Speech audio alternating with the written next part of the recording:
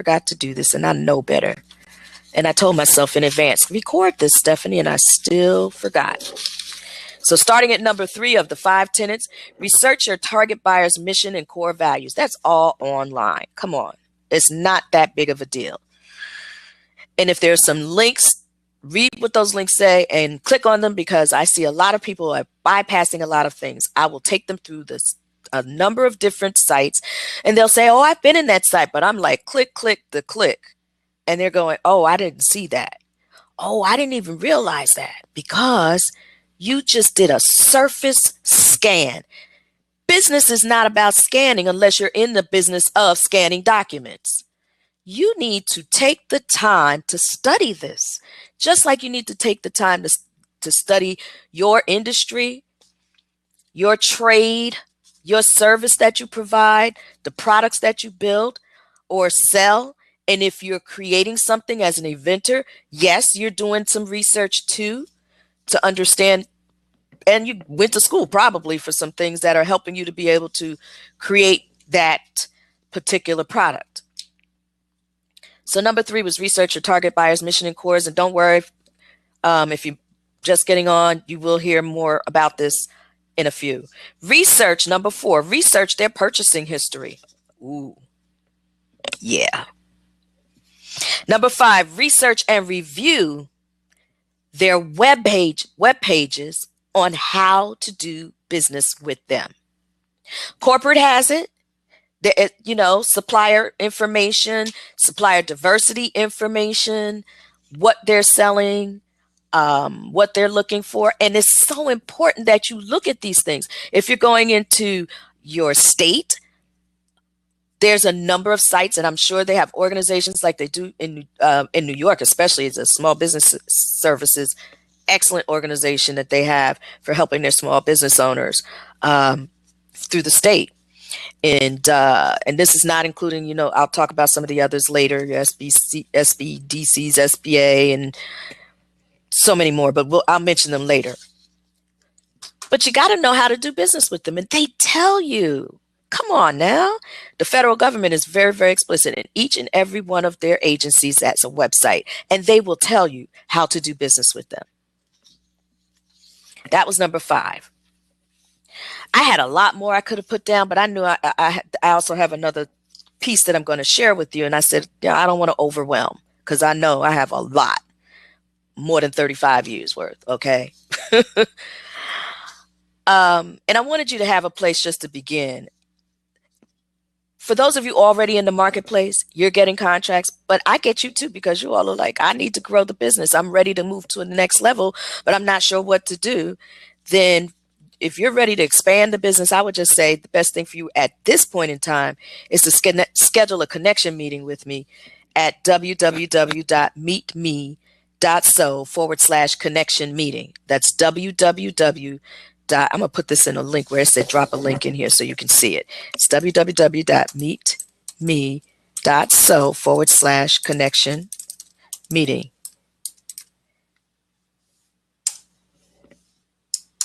Oh.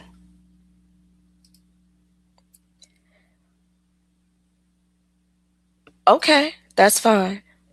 I'll put it in the chat box. Oh, I see what it's doing. It's changing them up. Okay. That's not correct. I'm putting it in the chat box. www.meetme.so/connection meeting. That's how you can schedule to meet with me. My site is www.stephaniespeaking.com. And even there on the home page, there's a place that you can click and schedule to meet with me. But for those of you who are just getting into this whole game of government contracting and public agency contracting, never fear. I'm still here, just in many formats. I believe in automation, and so many of my business owners do not use automation to their benefit. And as a result, I've created my very first really big, this is not the first product, but really big product. It is a digital university. And it's on the Big Contract Bootcamp. But for you to find out more about that Big Contract Bootcamp, I'm going to invite you to go to a free webinar. In this free webinar, I will put this in the chat box. It's www.bigcontractblueprint, webinars within our s.com. So you can go there to find out a little bit more about the Big Contract Bootcamp. And for some of you who are already at a certain level that you just like, I don't want to wait for all of that. I want to jump into this and see really what do I need to do. You can just go directly to the www.bigcontractbootcamp.com. So moving back into this, and why am I even talking about all of this in terms of the issue of not shying away from doing the research, and besides the fact that, look, it's been more than 35 years of speaking on stages, training, workshops, workshop facilitation, developing and managing programs and projects for minority women, small veteran business owners, navigating, coaching, consulting, advising through the public and government programs. I've been at this, well, I've already said, but it disappoints me because, see, when I first got into this business back in 1980,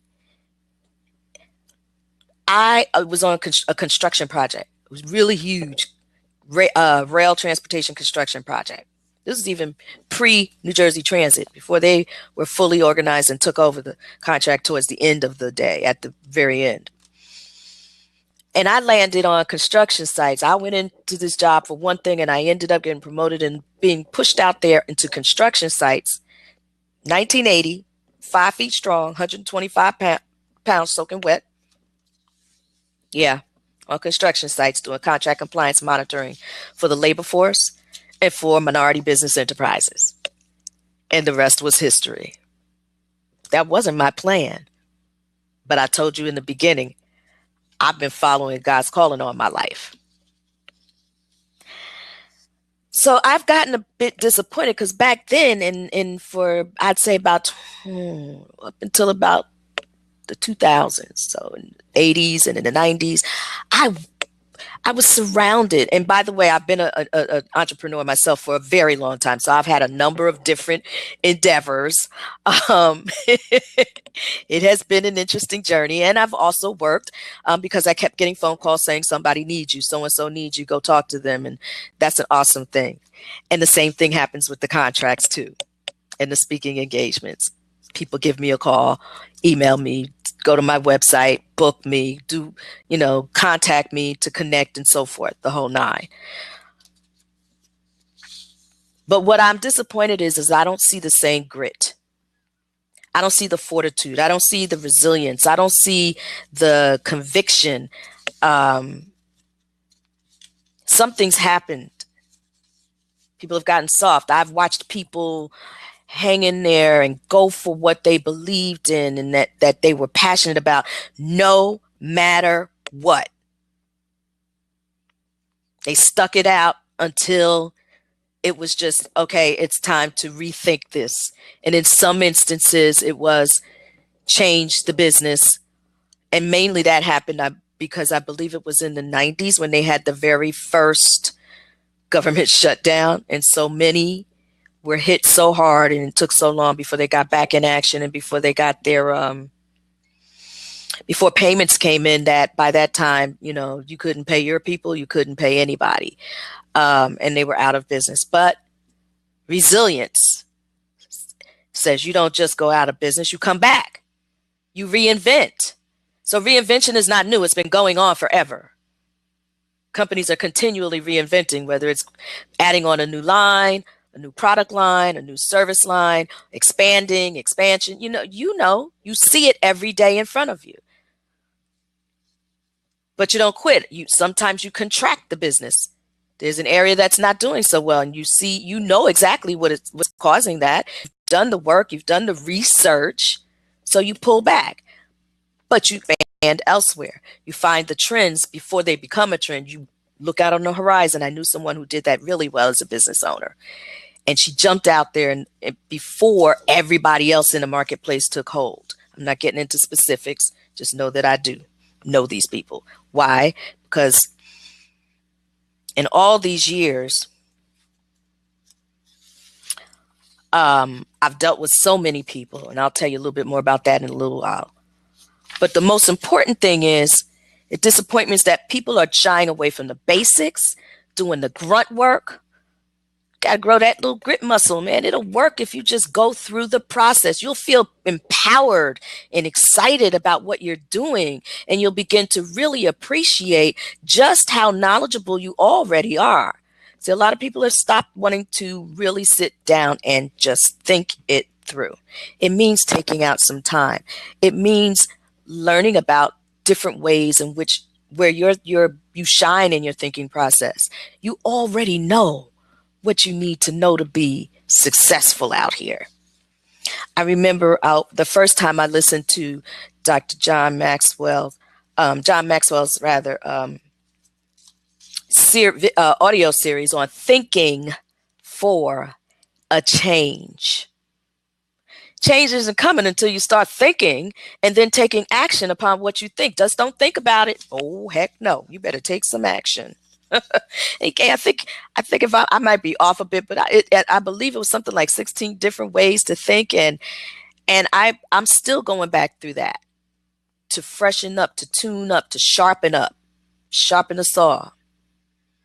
Where have I gotten a little lax? Where can I use some improvement?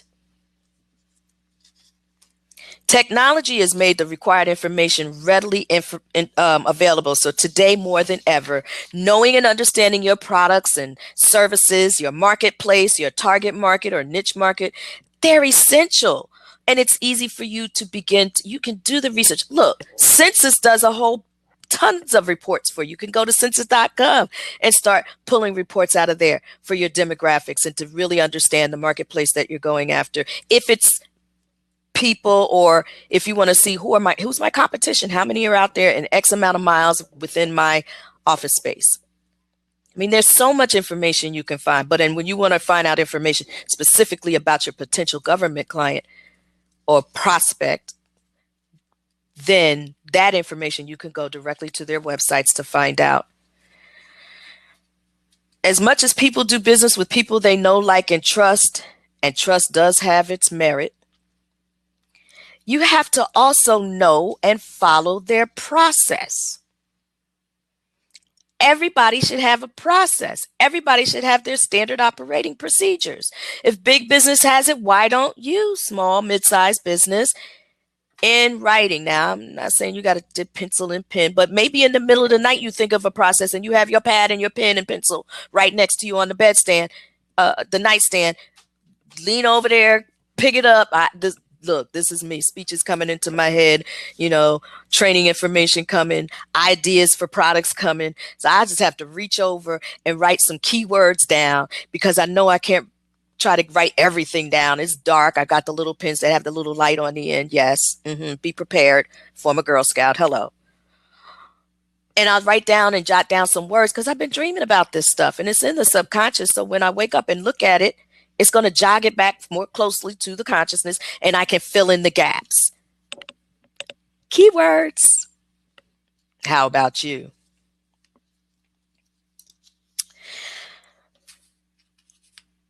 Another thing that I find disappointing, and I thought by now we'd be past this. Oh, I wanted to give you an example of the SOPs and what have you. So when people give you their process, you need to follow it. If the government tells you this is how we want you to do something, you better do it the way they said they wanted you to do it. If you are responding to a solicitation and telling them how you're going to do something, the way in which you're going to do it, and whatever you put in there, remember, that's what you do. Don't go changing it up. They awarded it based on what you said you were going to do. Another thing is I have a simple I write my own SOPs, and I have a simple one that it's amazing to me how people have to challenge with it. And that is scheduling an appointment. Now, if you do this for others, do it for yourself in terms of writing your own standard operating procedures. If somebody leaves your organization, you have something there that can carry right on to the next person. They can read how everything is being done, what's being done, and so forth. And of course, when you're meeting with them, you're discussing these things too. If you don't have a big organization, if you don't have if you look, If it's just you, and it doesn't have to necessarily be just you, you're just thinking it's you, but let's not forget you have an attorney and you have an accountant and you may have a bookkeeper and you may even have a coach or a consultant. If you don't, all business owners, all leaders have coaches and consultants. So if you consider yourself one, find yourself one. Hello, Stephanie speaking. Navigator, because I do navigate using the web and providing you with information. But also through the training programs, and many more training programs are going to be coming out and that will be available to you. There's also following these agencies and departments on social media. Now, I cannot tell you, listen, over all these years, I've tracked for approximately, so I've tracked for about 12 years out of those more than 35, literally tracked and have that information. My direct clients over that time frame, 1,000 clients. But I've also had consultants that I managed. And so between the two of, well, not two of us because there were several, but between all of us, that was 2,000 clients overseeing. I've spoken at more than 200 events, well over 200 events. I've put on 20 expos and I've had to hear everything you could possibly think of and then a whole lot you don't think about. and what else did we do? Oh, several hundred workshops. I mean, it was crazy. My bio is on the website. It was insane. But in the process of all of this, I've had a lot of people coming to me with all this feedback and all of this information and all these questions. So that's why I'm talking about this stuff. And when it comes to the social media, don't just be social, be business social. There's a difference. And as a business owner, I implore you to be on LinkedIn. I don't care if you're not on anything else. You better make sure you're on LinkedIn, okay? And then use it.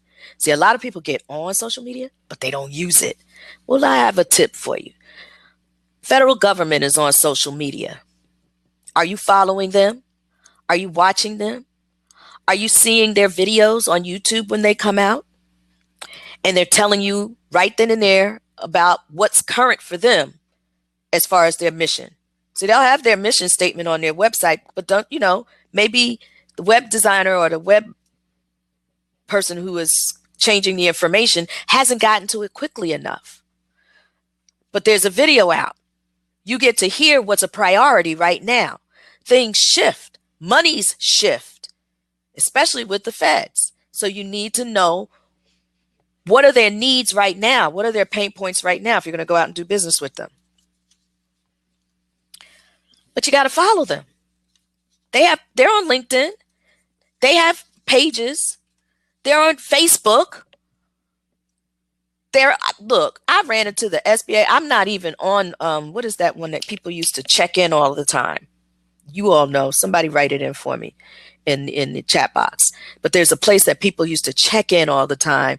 And I just don't remember that particular social media. But I ran into just one day, somehow, some way, I was on an SBA site somewhere and I clicked the link and it took me there. And here they were with pictures of someplace that they were at the day before. And I thought, oh, no, you're not. Because it wasn't something that it was likely I was really expecting them to see them on. It was a couple of years back. Government's on social media. So why aren't you? When they want to find out about you and they're looking for you and you're not there, it's not just about your website, people. It's more than just the website. Website is like the yellow pages. And unless you have a website that is active where people are going to engage and do things on each page, I think if you go into mine, you want to see click this for that. Even the blab is up there. Click this, click the picture, and it'll take you to this.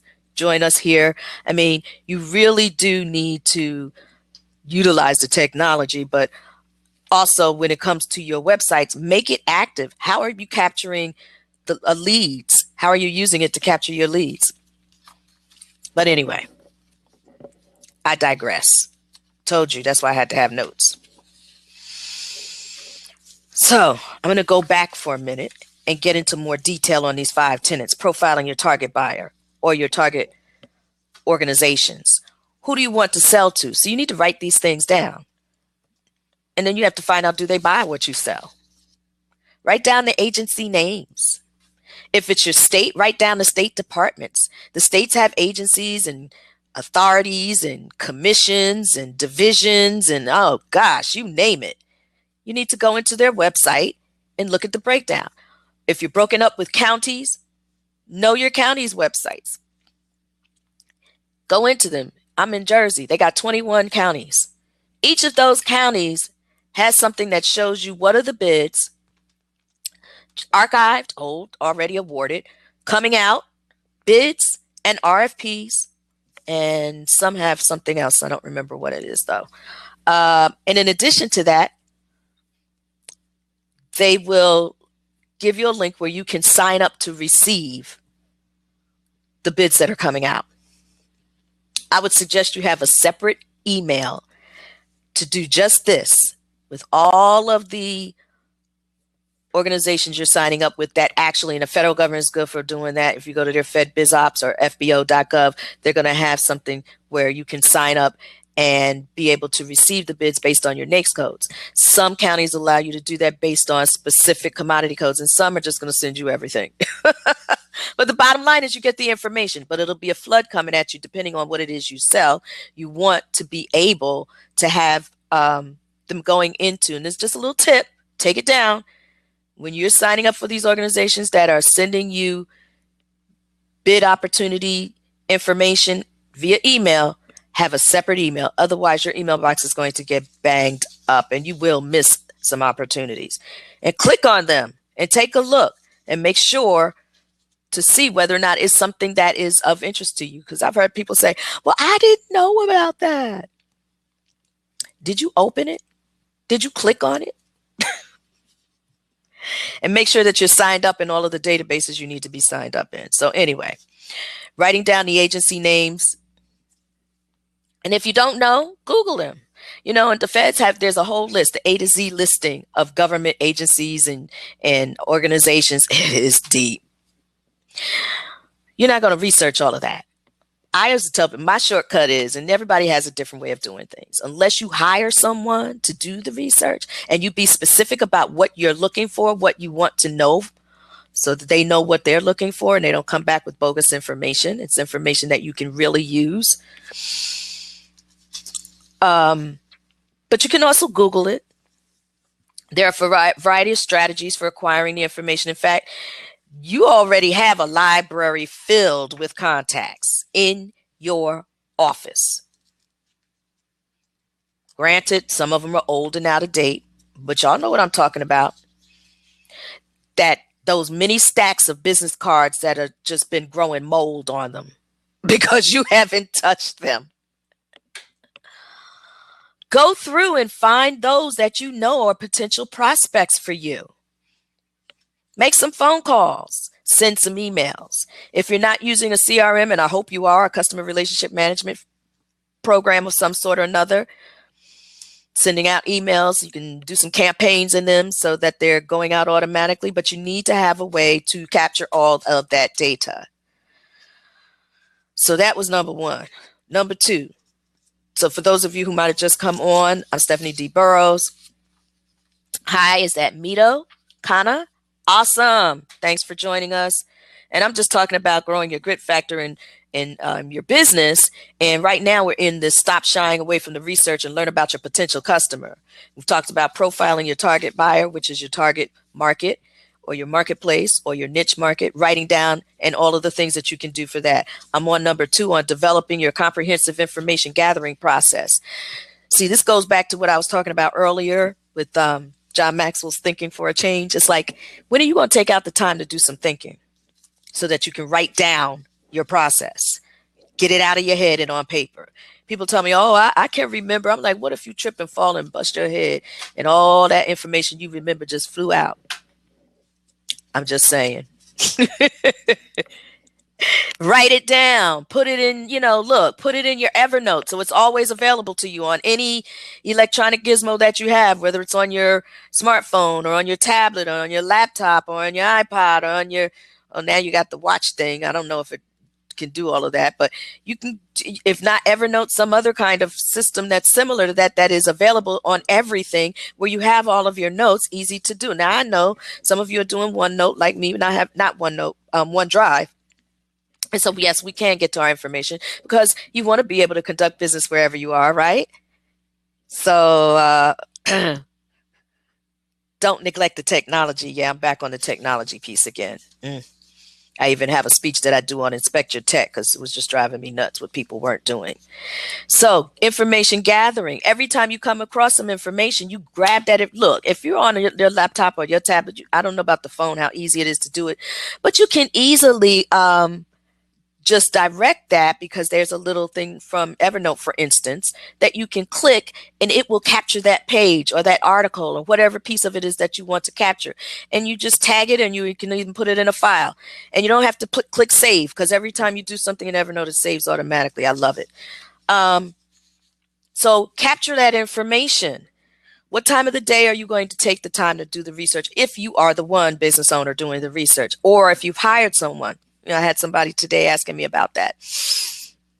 Well, can you do the research and all? And I was like, yeah, I can, but I'm not, because it's not what I do. I'm a speaker, inspirational speaker, business strategies navigator and trainer. And it's a lot of enough to do with that. Okay. So in developing new products and going out here and doing your marketing and so forth and so on. So no, not doing that. You find somebody else. And sometimes I know someone I can send you to. I made the suggestion, why not get an intern from one of the colleges? And now you're giving back to the community. You're giving back to the youth. And, I'm hearing all this stuff all the time. So we have to get back. We have to share. We have to teach. So teach one of them, and at the same time, get some work done. Mentor them, because they're not going to know. Be specific about what you want. Write it out. Write out a description for the type of intern you need, what their studies need to be in. So if you're in, for instance, if you are a contractor, I'll just bring that out there, construction contractor, you need somebody with a business background, somebody that has, is comfortable with doing research, someone that is sharp, someone that is detail oriented, and they're going to really pay attention to what they're looking at, and that will understand when you explain to them what it is you want. Now, sometimes you may not know specifically, but you need to. That means you got to take time out to reflect yourself. Don't forget, folks, if you're here and you're watching, do me a huge favor and share the last 30 seconds. You see over there on your left-hand side of your screen where it says share the last 30 seconds. That'd be great if you did that. I really would appreciate that. Help a sister out. Okay, because I can't do it all myself. And again, if you have questions, you can write them over here in the live chat, and I'll do my best to answer. I'll be glad to, even if I can't give you an answer right now. I'm that person that knows where to find the information, because I know how to do the research. Hello. And get back to you. And I have a lot of resources at that. So developing a comprehensive information gathering process, take the time to set it aside, put it on your calendar. This is research time. If you don't have someone else doing it for you in the meantime, go to helpful websites, look at various types of business events and who's attending. And if that's something that is interesting to you, make sure you go and check out their company or organization that they're representing at that event, whether it be a networking event or a conference, a business conference, an expo, a procurement expo, whatever. You want to check out these corporations and government agencies, both state, local, federal, public agencies that'll be there, and authorities and commissions, and find out what they are looking for. What do they buy? What do they buy? You got to know that. And if it's what you sell, then you want to show up at that event and show up correctly. But I'm not going to go there just now what correctly means. If you really want to know, you can have a connection meeting with me by going to www.meetme.so/connection meeting. and we'll just have a 20-minute connection. Also, under number 2, at these events, find out who's attending, gather their names, acquire their contact information online or by attending and meeting with them directly face to face, so that you can begin to figure out and start narrowing down which are the right organizations for you. Or perhaps you've hired someone and you must communicate to them what you're looking for. You have to have a solid understanding of what it is you sell. Sure, you want to know your products and your services, but what else are you selling? Because the only way to know that is, well, it's not the only way. You know what you sell besides a product and a service. What does the benefit of that product or service? What does it do for that organization? But what is it that they're buying? Because that's going to tell you where their gap is and where their pain points are. So how do you solve that? Here's what I have. This is how I benefit you. Be specific about that. It's also going to be part of your elevator invitation. I like using the term, I saw this on a Women's Speakers Association blab, and it was an awesome blab. And the woman was talking about how she helps business owners to create elevator invitations. It's so much nicer to say that. It's like inviting you in. I'm inviting you in to Stephanie speaking, as opposed to a pitch, because a lot of people feel a little bit taken aback when you call it a pitch. I don't know. Folks are so sensitive today. Grow some grit, baby. Stop with all this sensitivity. Get over yourself. Get over it. 99.9% of the time, it's not about you, whatever you're being sensitive about. And you're being sensitive about something, and it wasn't even on the person's mind, the other person's mind. It wasn't even a part of their thought process or in their conversation. You just interpreted it that way and perceived it that way, okay? So get over yourself and get what you need to get done. That's just my little aside, okay? People do business, and we've talked about this with people they know, like, and trust. So I'm gonna move on from that. I was at 2. I want to go to 3, and I knocked some stuff out of order. So bear with me for a minute. I don't know how I did that. Getting all excited, talking to you guys. Ooh. 3, research your target buyers or target organizations' mission and core values. Oh, please go to the website. What is their mission? As a matter of fact, and I'm a little heavy on the federal side, so because it's national, and all of you are going to do these things. Every state is a little bit different, but there's some core things that are going to be the same. So go to the site and research. Do their mission and or values mirror yours? Is it important to you whether or not your target market values or missions are similar to yours, or are you comfortable with working with an organization whose values are the total opposite? See, everybody's thinking it's all about the money. At the end of the day, yeah, you'd like having that money because it's going to take care of you and take care of others and do the things, a lot. It is about profit. Net profit.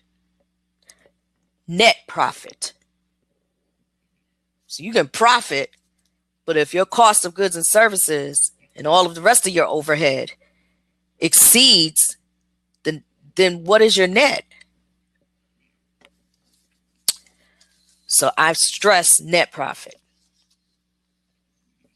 Still under number 3.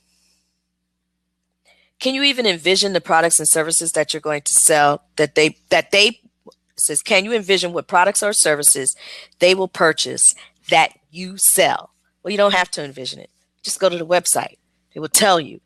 If you're going to a corporation, well, I'm sorry, back it up. Corporation's not going to put that out there. Best thing for you to do is to be certified by the organizations if you are eligible to be certified for the socioeconomic factors for those organizations that they support.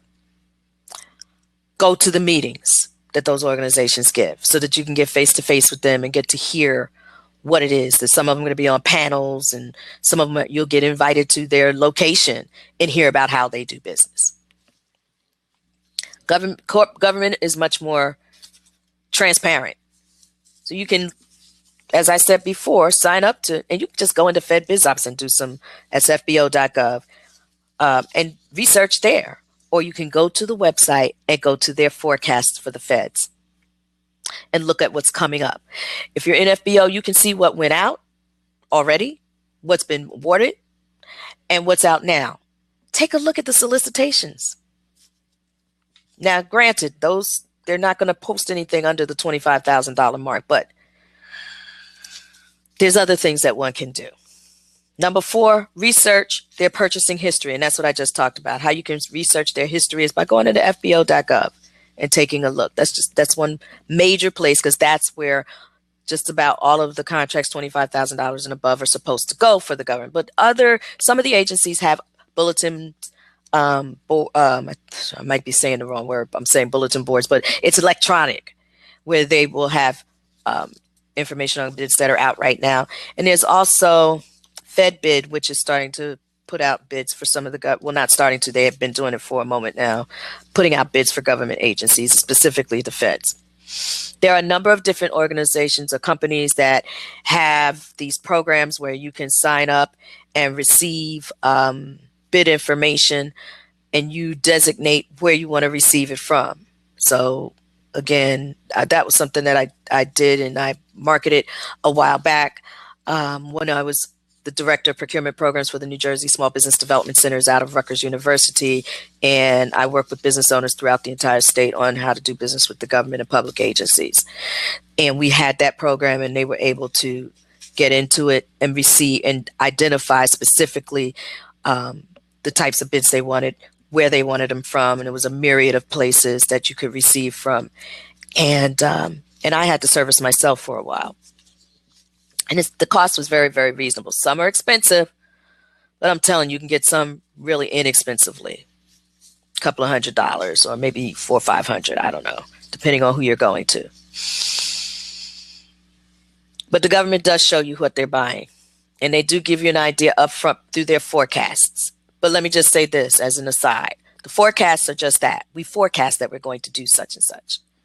They break it down by NAICS codes. They break it down by what type, how they're putting out those contracts, whether it's going to be a set aside, a sole source.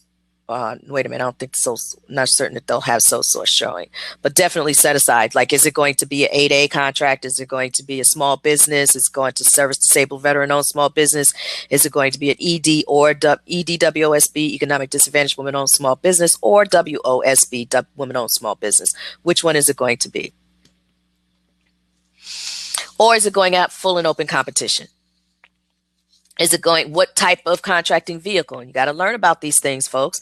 If you don't want to research just to figure out who you want to do business with, you're in big trouble. You're not going to be able to go very far at all, because you want to understand, you're going to have to read the FAR regulations, particularly, I believe it's 19, the section under 19, where there is just a lot of information on the small business side.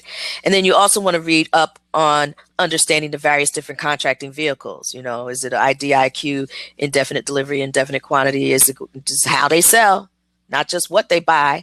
Not just what they buy, but how they buy. You need to know how they buy. And I go into a lot more of this information, and that's why I'm told you all, if you really want to know and you really want to understand this stuff, take a look at that free webinar at www.bigcontractblueprintwebinars.com, because that'll tell you about my Big Contract Bootcamp, Digital University, 24 video modules with homework for you to do. And you'll be able to get a foundation on what you should have in place and be doing in order to do business with the government. So researching their purchasing history, talked about that. Research, and finally, number 5, research and review their web pages on how to do business with them, and then be sure to comply. Man, oh man. I mean, the information is available to you. I understand if you're so busy, you really don't, you might, and maybe I take it for granted, and so do a lot of my partners, my collaborators out there, and those of us in this world, because that are dealing with this area, because we've been talking about it for so long, we're doing it for so long. I'm also on another program called the Contracting Chatter, second Wednesday of each month. There's 3 of us, and it was put on, this whole thing was organized by Luciana Turner and LaShonda Bracey and myself. So the 3 of us are the core panelists, and then we have guest speakers to come on, and we focus on federal government contracting. It gets lively, really interesting, a lot of good stuff. However, when I said this last thing, to research and review their web pages on how to do business with them and then be sure to comply, a lot of you want to do it your own way. Cut it out. This is the federal government. I'm talking, and state government also. I mean, like in state government, I remember in their contracts, their RFPs, and it will say you at one time it was must and shall. Well, it all meant one thing: you will do it. This is what you must do. There's no getting around that. If it's in there, you got to do it the way they said they wanted you to do it. You got to present or respond in a manner that they tell you they want you to. If there's a process, and I'm not going to get into detail with it, but if you've never done anything with the feds before and you're possibly thinking about it, and somebody told you go get certified as 8A or EDWSB, please hold up, wait a minute, because I just heard some stuff today that made me go, oh God, I don't even know how you did this, because it was a contradiction. Bottom line is this: get another opinion first, find out, take the time to get some advising, consultation, coaching, consulting, whatever you want to call it, or navigating, which for me is a combination, a little bit of a coach, a little bit of a consultant, a whole lot of navigating you through and explaining and providing you advice on this stuff. But you got to do it the way they want you to do it. It's just like when you sell to them, it's not that you're selling to them, it's that they've already told you this is what we want. And here's the requirements. So it's, can I respond to those requirements? Can I meet those requirements? Am I able to provide what they're asking for based upon their requirements? It's a different way to think about it. So going in there with the mindset that I'm going to sell, we're the greatest and the best in sliced bread. No, forget it. No one's listening to you. You are just X'd. Don't do it. There will be things you need to do up front. There will be registrations that need to be done. Don't miss any of it. I see it happening constantly. There's a place that I can go online, and anybody else can. Contracting officers for the feds will go there looking for your information to find out about you, or if they're looking for a group of folks under your NAICS codes and you don't show up. There's a reason for that, and there's something you missed along the way in those registrations. I'm sharing these things with you because, as I mentioned earlier, I've spoken and trained at over 200 programs, conferences, workshops, seminars, and personally navigated myself 1,000 clients, managed consultants who in total I oversaw 2,000 clients. My bio's on the website. I've been able to capture our service impact for about 5% of those who responded to the surveys I've done over about a 10-year period. And they've either heard me speaking, training, come to my programs, come through the programs, or they've been a client. But the impact of those 5% of all those folks that responded was $900 million in contracts gained.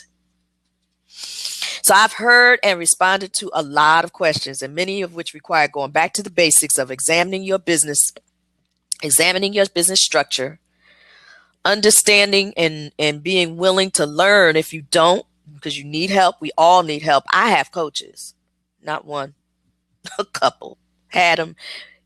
And not only that, but the people that I hire to do specific pieces of work for me, they're companies. I'm just going to tell you, I don't deal, I have an intern, and then I have companies, and eventually I will have a VA.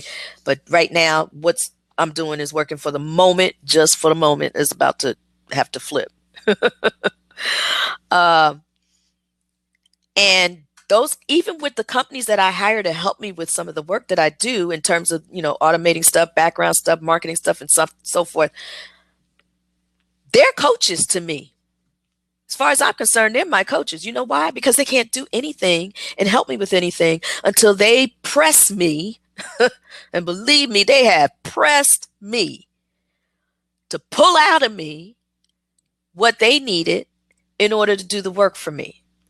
So in doing that, they made it clear for me. So every leader has someone coaching them in some way, shape, or form. And I shared this with a client once, and she said, "Oh my God, I'm so glad to hear that." And I thought, "Oh, wow, what did you think?" Like, I am nobody's genius. I've just been doing what I do. I stay in my lane. I do what I know. I speak on the things that I know. And there's a few. You go to the website. I think the speaker sheet is still up there. About to release my eSpeakers link, but I'm not ready to do yet. Some more stuff I want to add on that eSpeakers site. But I do what I know. And I learned this from a very, very, very accomplished speaker, mentor, coach, trainer. Awesome. Oh, and now producer of a positive, inspirational reality TV show called The Keynote. And you can go to thekeynotetv.com. Oh boy, will you go through something there. It is absolutely fabulous. I can't wait for season 2 to come on because, man, in fact, I'm going back to watch all of season 1 because so much learning going on in there. But we all need coaches and we all need training. And that's why I did the digital university. And some things that when I talk about going back and examining your business structure and your reason for being in business and what you're doing are purpose, planning, process, preparation, paperwork, and promotion strategies. Those are things that I'm talking about. And it pertains to government contracting, but some of the same things will be happening in a business that's going after corporate. Now, I'm not talking about business to business, business to consumer. There are a lot of differences there. I do work with companies who are going after, commercial contracts, corporate contracts. But for the most part, when it comes to the training and the navigation, it's government and public agencies. These are the 6 subjects under which there are 4 topics each in the Big Contract Bootcamp. So I encourage you to visit the free webinar on the Big Contract Blueprint webinars.com. And I did put all of the links in the chat box to find out more. So I'm going to flip to one more area, and I'm going through this quickly because I'm going to be done at 9 o'clock. Grow grit, people. Perseverance. Ooh, big one. I talk about grit from a different perspective, but it's all the same pretty much. It's just like when I do my presentations and trainings on it, I'm giving you 4 strategies. One is dealing with being grounded. Another one is dealing with resilience. Another one deals with being intentional. I had this assistant that worked with me for a number of years. And one day she came in the office and I don't know what I said to her. She said, "Oh, Stephanie, you're just intentional about everything." And it was so unexpected. And I looked at her and my mind was saying, "Oh Lord, she done peeped me. She knows who I am now." Ooh. But then the other side of my mind said, "Yeah, but isn't everybody how do you do anything in life if you're not intentional about things? What are you doing? How are you running a business if you're not intentional about it? What's going on in that business and what your outcomes are that you're looking for and everything else that goes along with it if you're not planning? And how do you get up every day and do anything without intention?" So for a lot of you, it's in the subconscious mind.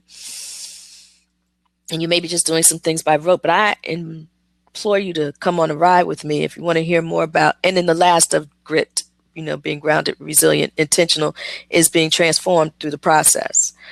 And it's something that's going on and it's circular. It's not do one thing first, this happens, then this, then this, then this. It's holistic. If you love to hear me speak about that, and of someone looking for a keynote speaker, feel free to go to my website and share that information where they can book me or connect with me by scheduling through my calendar, and we can have a connection meeting and find out more. Anyway, we talked about the 5 tenets.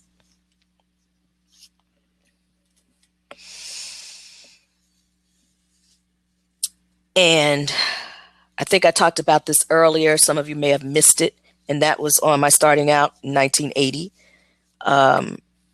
In terms of this iteration of my life, on a construction contract that was a mega construction contract, doing contract compliance monitoring for minority businesses and for the labor force. And I never had any clue that that would be what I'd be doing when I went to that company in a different position, and what I would be doing with the rest of my life from a standpoint of doing all the certifications and doing the audits and so forth, and contract compliance monitoring for other major organizations. Read the bio.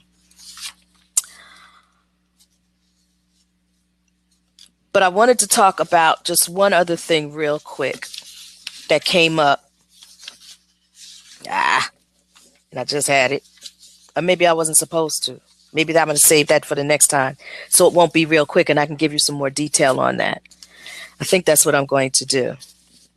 So let me just say in closing, I want to thank those of you who have hung in there with me. I'm thanking those of you in advance for those of you who are going to watch the replay.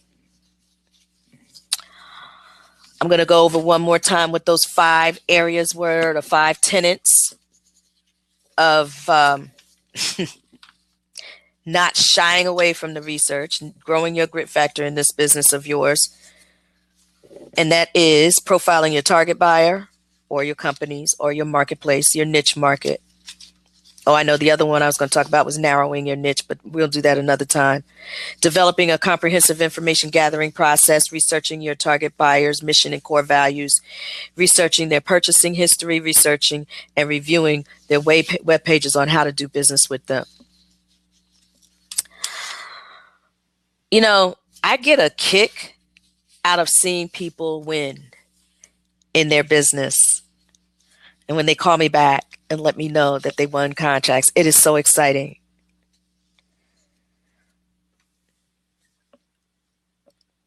I want to just congratulate all of you who are business owners, because this is a journey and it's not all easy. And I want you to get over the easy. I want you to get over the quick. It's not happening right now. It's going to take time. Everything is a process. Everything. There are no quick answers. I get a lot of people wanting me to give them a quick answer. There's a process. It's all a process. And most importantly, it all takes time. And it will happen when you're ready. Not when you want it, not when you think you are ready, but when you really are ready. Success will come in whatever that means for you. Is it gaining a specific contract, or is it 5 contracts a month, or is it 5 contracts a year? I don't know what that means for you. But whatever or is it a certain dollar amount? Is it a revenue amount? Whatever you define as success in your business, grow your grit muscle so that you can grow your grit factor, and be willing to stay the course no matter what happens. And if you get knocked down, get back up. That's a mark of a resilient person. It means you got big heart. You know, I'm like a pit bull. And when I put my teeth into something, I don't let go till I get what I want. But what I have learned over these years, what I want isn't always what the calling is. Boy, am I learning that one. So I have to know when it's time to surrender. Surrender to my creator. Because when I do that, and I've done all that I know how to do, and if things still aren't moving, I surrender it to my creator, and I keep on doing what I know how to do. And I encourage you to stay in your lane, do what you know. That gentleman that I was telling you about, he taught that, and I've known that, but to hear somebody say that and to say it repeatedly is a big reminder. Do what you know, and you'll do it well. God bless each and every one of you. The light in me bows to and honors the light in you. Namaste. Stephanie D. Burroughs, signing out.